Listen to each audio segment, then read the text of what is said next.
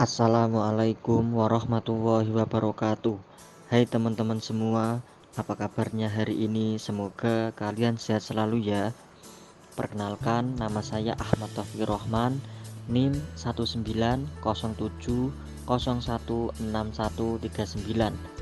Pada kesempatan kali ini saya akan menjelaskan materi tentang psikologi komunitas dengan materi dimensi psikologi komunitas. Pada pembahasan yang pertama, mari kita ulas kembali apa sih itu psikologi komunitas.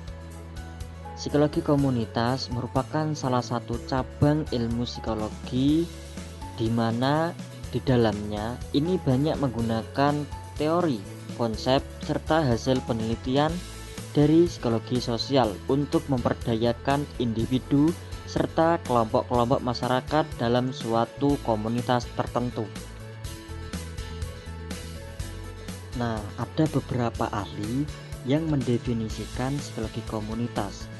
Yang pertama, Zack dan Specter dalam Pares 1992 ini mendefinisikan psikologi komunitas merupakan suatu pendekatan dalam bidang kesehatan mental yang menggunakan peran lingkungan dalam menimbulkan dan mengurangi masalah-masalah manusia atau peningkatan kesejahteraan manusia.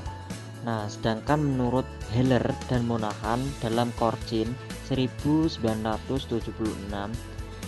ini mendefinisikan psikologi komunitas merupakan sebagai prinsip-prinsip tingkah laku untuk memahami serta memecahkan bermacam masalah serta situasi komunitas. Dari beberapa definisi di atas dapat disimpulkan bahwasannya psikologi komunitas adalah salah satu cabang psikologi yang membahas bagaimana peran dan daya lingkungan yang dapat menciptakan serta mengurangi masalah-masalah manusia atau peningkatan kesejahteraan manusia. Pembahasan selanjutnya, dimensi psikologi komunitas. Dimensi psikologi berarti secara psikologi dapat diterima melalui energi fisik, kognitif, dan emosional. Dimensi dalam psikologis adalah merasakan pengalaman bahwa tugas yang sedang didimensi dalam psikologi adalah berharga, berguna, dan bernilai. Dalam psikologi komunitas banyak mengacu pada bidang-bidang psikologi yang lain seperti psikologi sosial, psikologi perkembangan, psikologi klinis, psikologi konsumen, dan psikologi kelompok, dan disiplin-disiplin ilmu lain di luar psikologi, antara lain antropologi, sosiologi, kesehatan masyarakat, ekonomi, hukum, dan sejarah sosial. Lalu ada 3 dimensi iklim sosial menurut Moss 1974. Yang pertama, dimensi hubungan. Dalam dimensi ini menekankan pada hubungan timbal balik, keikutsertaan, dan kohesi. Dimensi yang kedua, dimensi perkembangan pribadi. Dalam dimensi ini menekankan pada otonomi, pertumbuhan, dan perkembangan keahlian individu. Dimensi yang ketiga, dimensi perubahan dan pelestarian sistem. Dalam dimensi ini menekankan pada sistem terkait dengan aturan, perasaan, dan harapan terhadap perubahan. Kemudian ada 3 tipe lingkungan iklim menurut Moss 1974. Yang pertama, lingkungan iklim keluarga. Dalam lingkungan iklim keluarga terdapat 3 dimensi iklim sosial. Yang pertama, dimensi hubungan, di mana dimensi ini menunjuk pada sifat dan intensitas dari hubungan personal di dalam lingkungan. Dimensi ini mengukur tingkat keterlibatan individu dalam lingkungan. Maksudnya, sejauh mana individu saling memberi dorongan dan pertolongan, serta tingkat kebebasan dan keterbukaan untuk mengekspresikan diri. Dalam lingkungan keluarga, dimensi ini mencakup yang pertama kekompakan, yaitu sejauh mana anggota keluarga ini secara aktif berpartisipasi dalam kegiatan keluarga dan secara emosional memperhatikan keluarga. Yang kedua, keterbukaan, yaitu sejauh mana anggota keluarga ini memiliki kebebasan untuk secara terbuka mengemukakan pendapat, masalah maupun perasaannya. Yang ketiga, konflik, yaitu sejauh mana terdapat pertentangan pendapat maupun kepentingan antar anggota keluarga. Yang kedua, dimensi pengembangan pribadi, di mana dimensi ini mengukur tujuan dari lingkungan. Maksudnya pada area apa atau dalam hal apa pengembangan pribadi dan peningkatan kualitas diri ini mendapat tekanan yang lebih dalam pada lingkungan keluarga. Nah, dalam dimensi pengembangan pribadi ini mencakup beberapa hal. Yang pertama, kemandirian, yaitu sejauh mana anggota keluarga ini didorong untuk dapat memenuhi kebutuhan sendiri dan mengambil keputusan sendiri. Yang kedua, orientasi berprestasi, yaitu sejauh mana anggota keluarga ini mendapat tekanan atau dorongan untuk dapat menunjukkan prestasi dalam suatu hal. Yang ketiga, orientasi rekreasional, yaitu sejauh mana anggota keluarga ini melakukan kegiatan seperti bepergian bersama, lalu melakukan permainan. Nah, permainan inilah dianggap penting bagi keluarga. Yang keempat, orientasi intelektual budaya, yaitu seberapa jauh diskusi-diskusi antar anggota keluarga tentang masalah-masalah politik, sosial, dan budaya. Hal inilah dianggap penting bagi keluarga. Yang kelima, penekanan pada nilai-nilai moral dan keagamaan, yaitu seberapa jauh masalah-masalah dan nilai-nilai etika serta religi dianggap berarti bagi keluarga.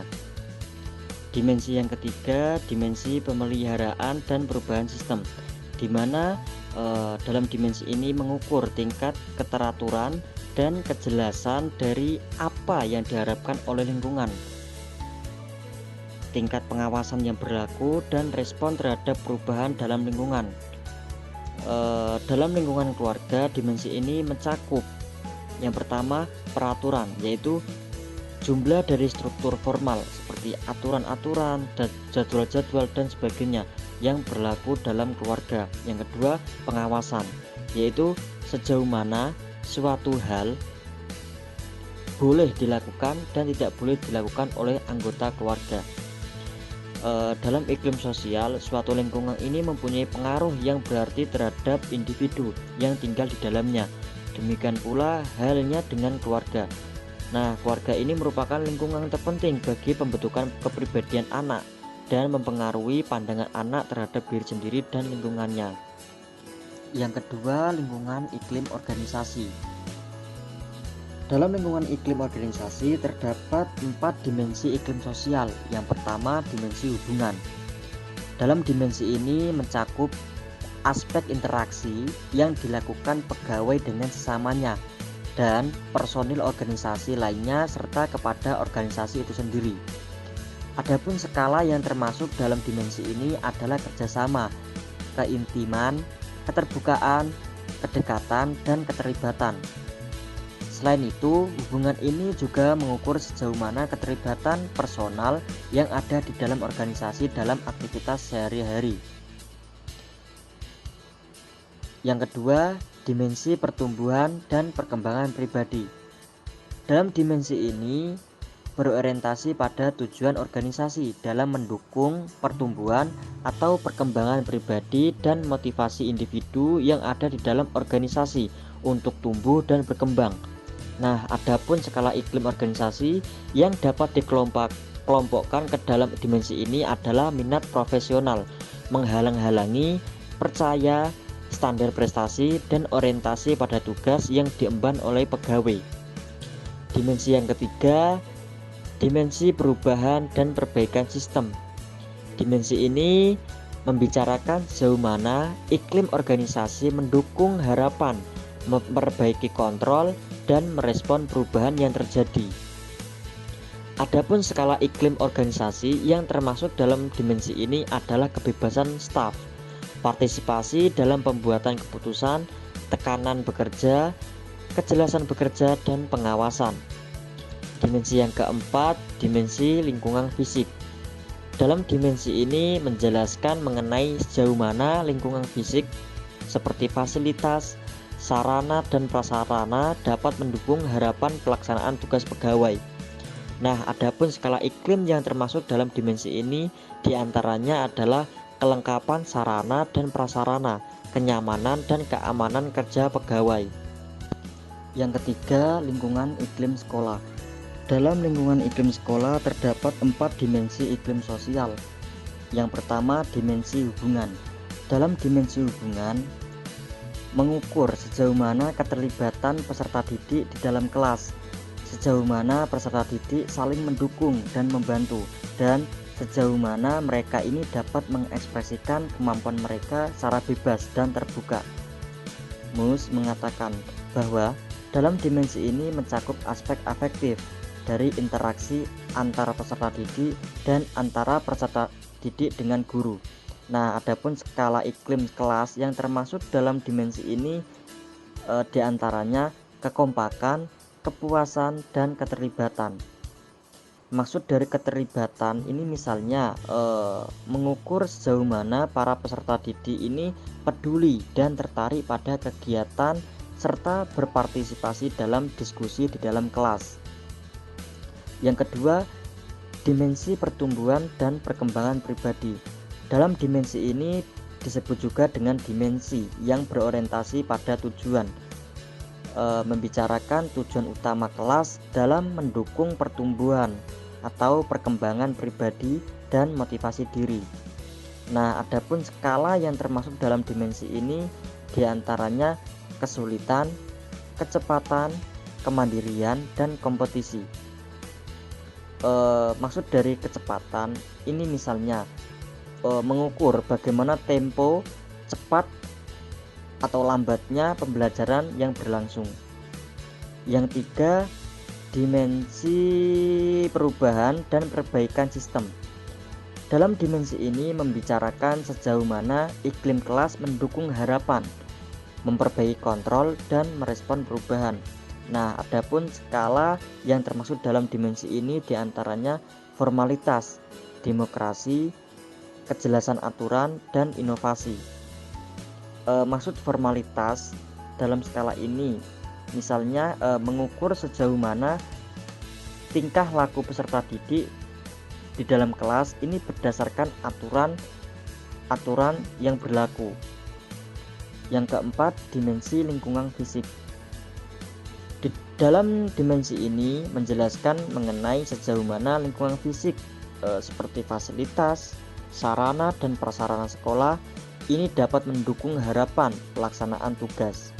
Nah, adapun skala iklim yang termasuk dalam dimensi ini diantaranya kelengkapan sarana dan prasarana, kenyamanan dan keamanan lingkungan.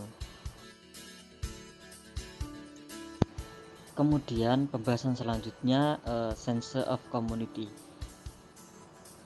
Sense of community adalah suatu ikatan emosional di antara anggota komunitas untuk saling berbagi sehingga kebutuhan mereka ini dapat terpenuhi karena adanya ikatan.